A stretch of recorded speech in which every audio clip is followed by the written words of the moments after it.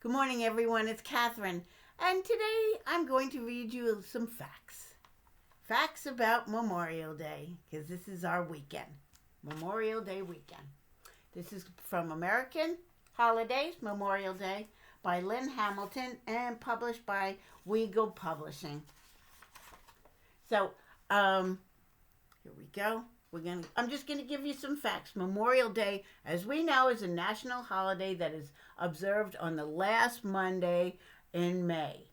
On this day, the men and women who died serving in the United States during times of war are honored. But did you know that Memorial Day was first called Decoration Day? It was named for the practice of decorating graves with flowers to remember those who died serving the country. And it says that around the world, people place gifts of flowers on graveyards. Flowers represent the beauty and shortness of life. So that's why the flowers and the flag are there.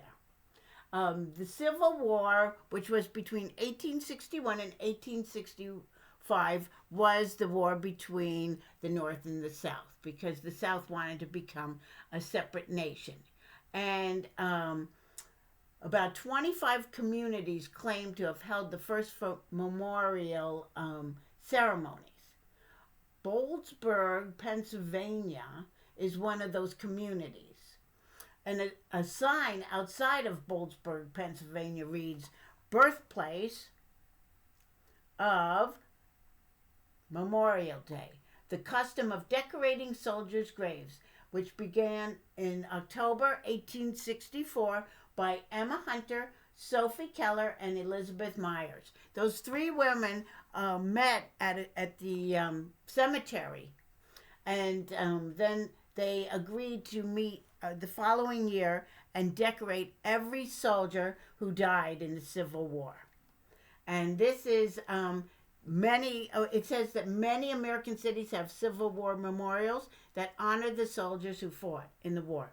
This one is the National Cemetery. The memorial is the National Cemetery in Fredericksburg, Virginia. Now, Henry Wells lived in Waterloo, New York. He thought a special day should be set aside each year to honor the fallen soldiers of the Civil War. So General John B. Murray agreed, and the two men organized a memorial program. And it was on May 5th, 1866. They had businesses closed, flags flew at half-staff, and the village was decorated with black streamers and evergreen branches. This is the Waterloo, New York, is the home for the Waterloo Memorial Day Museum. The museum, which opened in 1966, contains many Memorial Day and Civil War items. That would be pretty cool to see that. Here's a picture of President George W. Bush in 2003 at the Tomb of the Unknowns.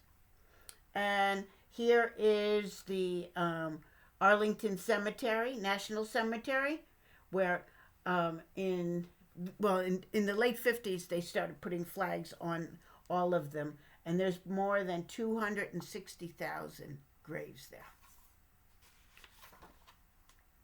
So, May 5th, 1868, this General Jonathan Logan made Order Number 11, which says the 30th day of May, 1868, is designated for the purpose of strewing with flowers or otherwise decorating the graves of comrades who died in defense of their country and during the late rebellion, and whose bodies now lie in almost every city, village, and hamlet churchyard in the land. They made it an order. Very cool. So following that order, many ceremonies took place. About 5,000 people attended the first official ceremony at Arlington National Cemetery in Virginia. And flowers were placed on more than 20,000 Union and Confederate graves. In 1873, New York became the first state to name May 30th a legal holiday, and soon many other states followed. In 1882, May 30th was named Memorial Day after World War I. People paid tribute to those who died serving in all other words too. In other wars too. Pretty something. Oh, look at this. This is Waterloo. They call this the birthplace. Waterloo, New York, the birthplace of Memorial Day. And that was named that in 1966. And let's see. So people all over across the United States show their respect in many ways by having ceremonies.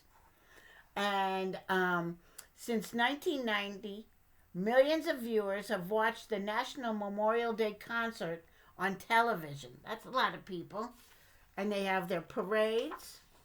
Oh, here's some interesting facts that since 1945, the Fleet of Flowers has taken place in Depot, Oregon. This event honors those who died during battles at sea. Thousands of people attend a ceremony on shore. Boats filled with flowers move from the harbor to the ocean. As military jets fly overhead, flowers and wreaths are tossed into the water. So it's such a wonderful thing that we can honor all of the men and women who have fought and died for us so that we can be free. The Tomb of the Unknowns, it's the remains of 3 soldiers have been laid to rest in the Tomb of the Unknowns at Arlington National Cemetery in Virginia. 1 soldier fought in World War I, 1 soldier fought in World War II, and 1 soldier fought in the Korean conflict. The names of those 3 men are unknown. Together, they represent the many soldiers who have died while serving their country. Poppies. In 1915, Moyna Michael read in Flanders Field. A Canadian military doctor named John McCrae wrote the poem. The poem is about the rows of poppies growing between the graves on a battlefield in Flanders, Belgium. Mrs. Michael wrote her own poem titled We Shall Keep the Faith. She wrote about wearing poppies to remember fallen soldiers. Today, the poppy is worn as a symbol of remembrance. And memorials. Memorials honoring fallen soldiers are found across the United States. Many have been built in Washington, D.C. One example is the African American Civil War Memorial. A sculpture named The Spirit of Freedom is on display at this memorial. One side of the sculpture is carved with the image of a family as their son leaves to join the war. The other side of the sculpture is carved with the image of 3 soldiers and a sailor. So those are my facts for you for this Memorial Day. I hope you stay safe, and I hope we remember not only all of the military who have given their lives, but the military who are still protecting us, and also all the doctors and the nurses and the essential workers who are helping us during this time with our pandemic. Happy Memorial Day, everyone. God bless America.